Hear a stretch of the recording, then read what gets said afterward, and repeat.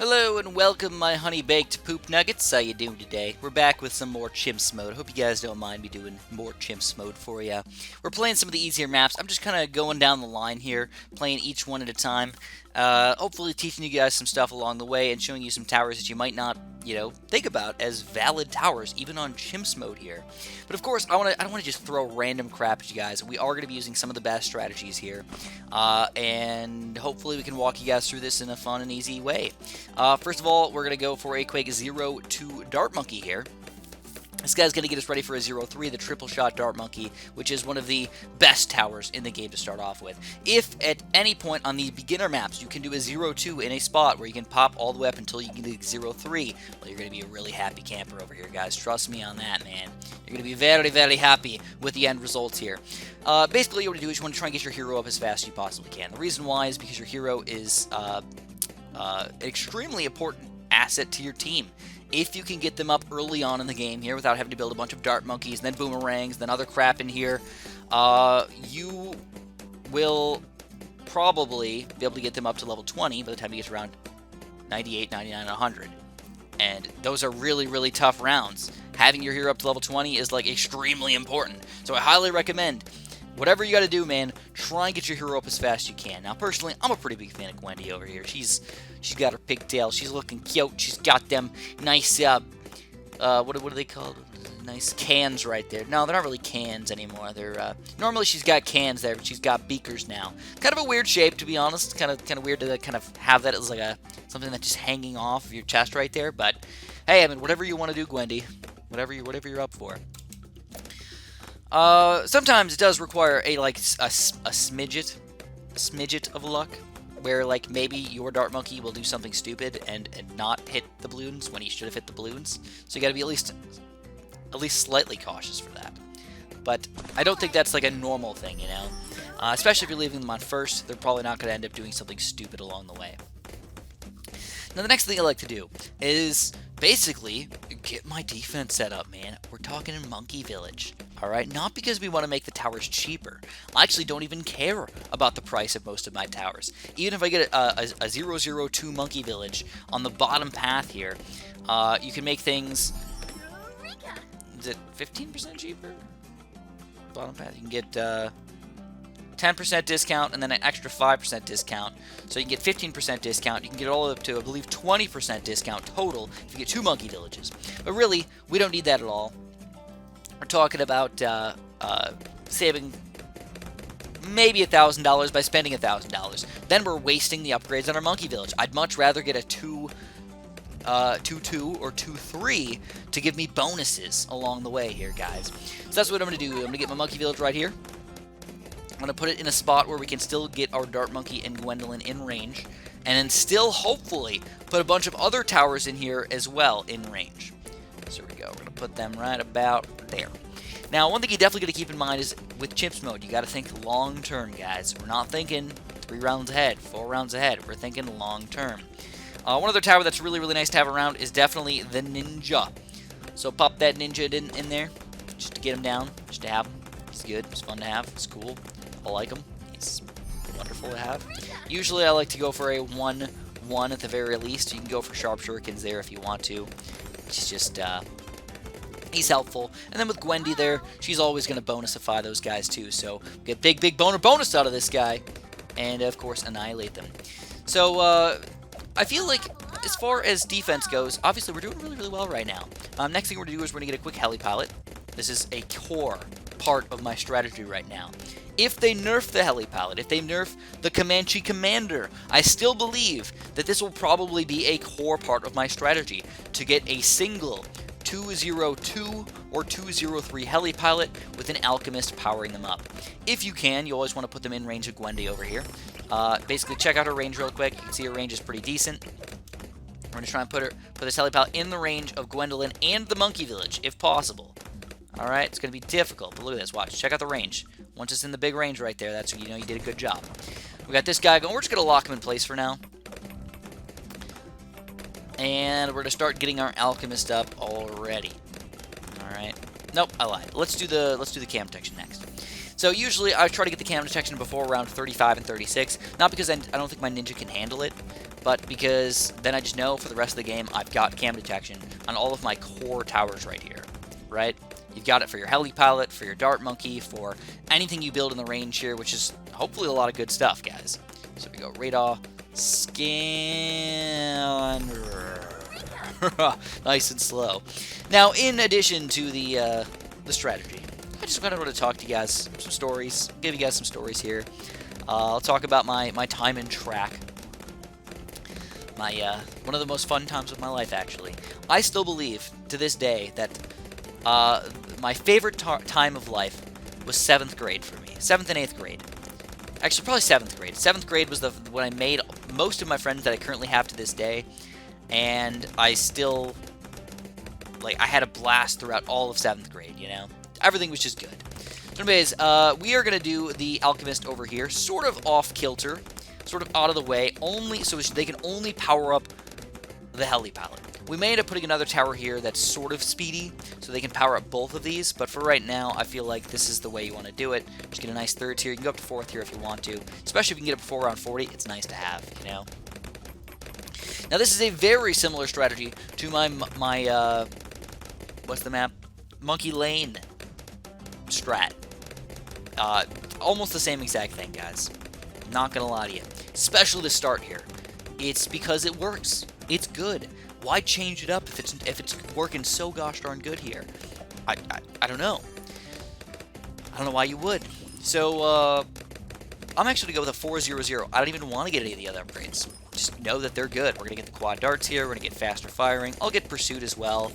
Let them follow around and get the faster darts here. And you're going to watch. Look at this heli pilot here. Bam, bam, bam. Like, he basically soloed the Moab. Whether you realize it or not, he basically soloed the Moab. And all the Bloons inside. Sure, they kind of helped out, like, a little bit. But they really didn't do much at all. If you actually look at the pop count, just as at this point in the game, 5,500. This guy's been around the entire game in this spot. Keep in mind, 4,000. Not even close. Gwendolyn, 2,400. This is your hero. Ninja, cleanup, 1,600. Like, whoa. This is pretty insane right here, guys. Okay. Now, what's next on the agenda? Well, actually, I feel like a lot of people underestimate this tower right here. A lot of people underestimate the druids. So you can do a pretty solid druid combo right here. A bunch of them with Pop Lust, or combine a couple Pop Lusts with a couple middle tier druids in a very, very effective manner here, man. And the reason why I like to use these guys is because if I can get a Comanche Commander, he's going to be great for the group balloons. I need something that can pop Moab class balloons and kind of just like do a combo of everything else. So we're going to get the jungle drums here. It's going to speed everybody up. I'm going to go 5 and 6 druids here. 5, I want to keep them all in range of each other. Every druid should be in range of each other. If you do it perfect, if you don't do it perfect, we get, well, alright, we did okay. We did okay. There we go. Alright, most of them are still, oh yeah, we got all these guys in range of the monkey, though. That's pretty good. But all the druids are not in range of each other, sadly enough. Like, this one's only got 3 others in range. This one's got, I think, all of those in range. So basically, almost all of them have all... Well, how does that even make sense? This one's not even close to having this one in range because it's 3D. This one's obviously got this one in range. It's just like, it makes almost no sense if you actually think about it. Anyways, the middle ones, what we're going to do is we're going to get them up to Druid Reach, Heart of the Vengeance, Druid of Wrath, and Pop Lust. Alright, so we're going for a 1, 2, 3, 4. We're going to get 1, 2, 3, 4. We're going to get 4 of these guys up to the 4th Pop Lust ability here. And then, I'm a pretty big fan of the Hard Thorns and Heart of the Thunder. You know, I don't mind the Thorn Swarm, because basically it's shooting out 8 projectiles instead of 5.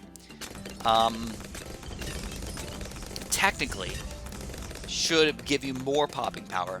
But the Thunder is what really makes me like it a little bit better. Having that Thunder instead of the regen popping power is just like, it's kind of nice to have, you know? This is a very unexpected sort of combo of Bloons right here that is still really good even on Chimps Mode. Do not underestimate this tower combo. Get some of these guys with a lot of the Thunder going. We're going to go boom, boom, Heart of the Thunder. Then what you want to do, though, is you can get different druids. Alright, this is the cool part about it. You can go ball lightning druids on this bottom path right here. Or this top path, excuse me. So we can get a 1, 2, 3 Druid of the Storm. This is going to be great for the Bloons. Definitely my weakness in most situations. Or at least with a bunch of druids over here, which are pretty good against Moab class Bloons. We can get the ball lightning on these guys. So we'll just go for 1, 2, 3. And then, you know, there's really no point in getting the bottom path, I don't think. Really no point in getting Heart of Vengeance, because we're not losing any lives here. So we're just going to go for the Heart of Oak anyways with this guy. Thorn Swarm, Heart of Oak. Thorn Swarm, Heart of Oak. And you're going to see how truly powerful these guys really are. Now, keep in mind, I mean, really at this point, all I've really got so far is my main defense is really just this heli pilot here. He's been like my main defense for all. He's the one who's got 35,000 pops. I mean, if you check it out compared to these druids over here, it really doesn't seem like that much. It's more than it actually is, though, because, you know, none of the Bloons have actually even gotten to this point. That's the main issue for me. But we're going to go for 2 ball lightning druids right here. And the reason why this is such a cool strategy is because basically these 4 popless druids are going to make my other druids all shoot faster. So druids always work best in big groups, you know? You want to get a big group of these guys. But the interesting thing is you can make other druids shoot faster even if they're not popless druids. They don't have to be bottom path wizards to get that speed boost. So you can get speed boost on ball lightnings and regular shots and all this other stuff and thunder and stuff like that. So if you combine these guys, you can get really good pop power. And if you can see the ball lightning, you can see how good it actually is. You know, this is around 63. This is one of the beefiest Bloon levels in the game. And that ball lightning is just ball lightning the crap out of these things. Alright, let's talk about my time and track. And basically after this, all I'm going to do is I'm going to start saving up for a 5th tier heli pilot. That's kind of what we're going for. I'm going to get 2 ball lightnings and then a 5th tier heli pilot. And after that point, man, it's basically the game. We can get some other stuff up in here, but it's basically the game. I may end up getting like an Alchemist or 2 down here as well, because even though these guys shoot fast, they don't shoot ridiculously fast. You guys are 2nd ball lightning. But boom, 2 ball lightnings. Now, of course, there's no way we're going to be affording a Superstorm today. So even though it would be fun to think about speeding those guys up as well, that's really not on the table for us. Don't even think about that. Okay, just throw that in the garbage. So if you guys don't know, I'm currently 27 years old. I'm an oldie pants. I know. Sometimes a lot of people say, "Wow, Chris, you sound really young for your age," and I'm like, "Well, yeah, I guess I do." I don't know why. I can't change my voice. I don't know if, like, when I'm 60, my voice is going to sound the same as it does now, or if it's going to change, or, like, what it's going to be, or maybe it's the recording that makes my voice change a little bit. I don't know. I don't know, guys. But all I know is that I can't change my voice. I don't think anybody can really change their voice, like their automatic voice, unless they start smoking or something like that. I don't know, in a weird way. I guess they could do that. Kind of weird to do that, but I guess it is possible. We're also going to get sharp shot from this guy. Just it's a small upgrade that's going to make a pretty big difference for us, you know. In his popping power, it changes it quite drastically. So I'm 27 right now. I was in track when I was about I wasn't even in high school yet, so I was what, 12, 13. 13, probably about 13 years old, 12 and 13 years old. I was pretty young, you know. I'm going to talk about 15 years ago. This is a long time. I was literally less than half of the age that I am right now. That's pretty insane, isn't it? Yeah, it is. So it was a long time ago, by the way. But I ran track in junior high. I ran track in 7th grade, and I ran track in 8th grade. I also ran cross country in 7th grade and 8th grade. I almost didn't, though. I should mention that. I almost didn't do track or cross country. I was talked into it by this kid named Elliot, because we ran the mile in gym class, and I was always a really, really small kid, you know. Even in 7th, 8th grade, I didn't hit puberty yet, so I was like 5 feet tall, maybe like 4. I wasn't even 5 feet tall yet. I was like 4'10" or so. I was like 70 pounds, 65 pounds. I was this tiny little kid, you know. But I ran really fast. I don't know why. I mean, maybe it was just my small speed. Like, I didn't have to get much air to my muscles. Like, I just carried myself. Plus, I ran a lot, doing a lot of other random things in my life. Like, I used to catch butterflies all the time, dude. You know how hard it is to catch butterflies? Butterflies are fast, all right? Butterflies are real fast. So I'm running around my backyard. I'm catching butterflies all over the place.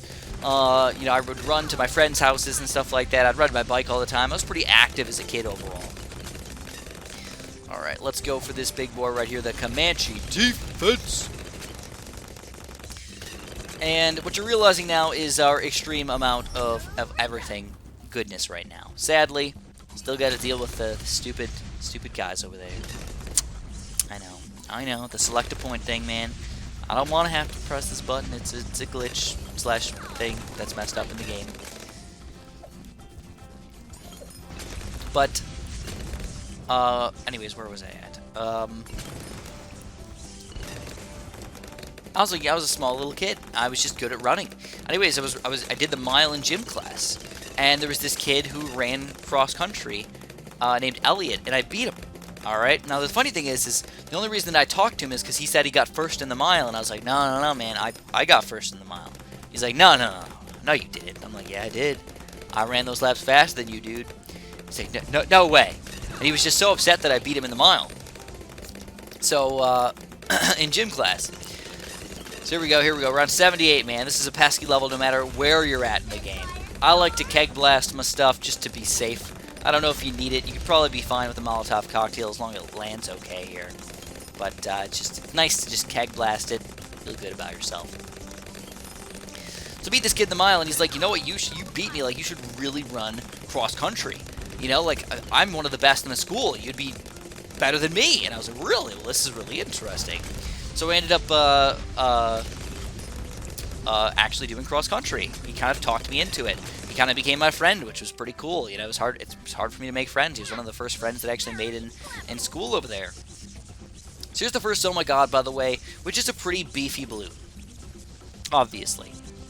It's not exactly easy to take down. You see, the druids are even having a hard time over here. The lightning's not really doing much here. It's more about the random druid swarm things kind of going at it sort of hard over here. But once you get down to the balloons, you just tornado and lightning bolt and whatever blast these things. Now at this point, all we want to do is want to save up for the Comanche Commander. This is the best tower in the game right now. If you combine that with the Alchemist, you are going to be very, very happy with the results, guys. Even at this point, you can see though, we still got basically all the stuff covered. 82 is going to be a little harder than round 81, but not by that much. Same thing with 83. It's going to be a little harder than 82, but not by much. So we should be able to save up for this guy in the next, 2 or 3 rounds or so. As long as we get him before round 90, I'll be happy. And there we go. We get the extra support of that, basically half ability kind of thing right there. It's kind of weird to see that. It's always an ability that makes things happen. It's kind of weird that Ninja Kiwi decided to make something not an ability and still come out here and still do such a great job. Kind of goofy. So I ran out, I went out and I came to cross country, and I didn't mind it. I didn't mind running. It was kind of weird, I remember the first few days that I ran though. I ran like several miles, and I came home and I had the worst pains in my legs, like the worst. Where I was going and I was taking like baths and showers and just like massaging my legs, and I was just like crying because it like hurt so bad, man. Like, why would they make my legs hurt this bad? Alright, here we go, guys. Comanche Commander time. There he is. Best tower in the game. Finally coming into fruition again. And at this point, you golden, boy. You golden. You good. You don't have to build anything else if you don't want to. But we like to not just win, we like to win with style. So now you can start getting some other towers that might be helpful to you. One tower that I find very interesting, that I really don't use that much, is the Super Brittle upgrade. Bloons take huge damage while frozen, including Boab class Bloons. Once the ice tower hits those things, it makes them super brittle, and then you can damage them even faster. It's like the weirdest thing ever. It shouldn't exist, but it does. I don't know why. I don't really feel like going for it, though, to be honest. I think I'm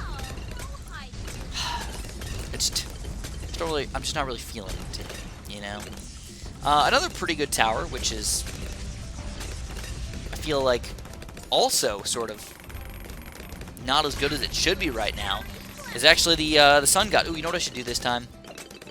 I don't really have that great of a defense against DDTs right now. We're going to go for the Monkey Intelligence Bureau right here. This is going to give every single one of my towers DDT popping power right here, so our 95 and around 99 will not be an issue at all for us. Alright? Another great tower that I rarely use that I should definitely keep in mind is actually the bottom path Spike Factory, the Perma Spike, man.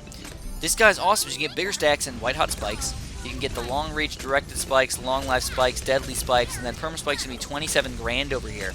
The nice thing about those spikes is that they last for multiple rounds. So I think they last for like 6 minutes or something like that. So as long as things aren't getting to the end of the screen, this guy is gonna be beastly. Alright? Only sad thing is you do need time to make him worthwhile here. Luckily, guess what's really slow here, guys? So my gods and bad balloons. And our helipods slow down the balloons even further. So, like, hopefully the perma-spike will end up being as useful as we hope. Actually, we hope that we never even have to use the perma-spike. Hope that everything gets popped by the time it gets to the perma-spike. But just knowing that we have that absolutely beastly defense in the back there can make us feel real safe, right? At least that's the way you like to think about it, man.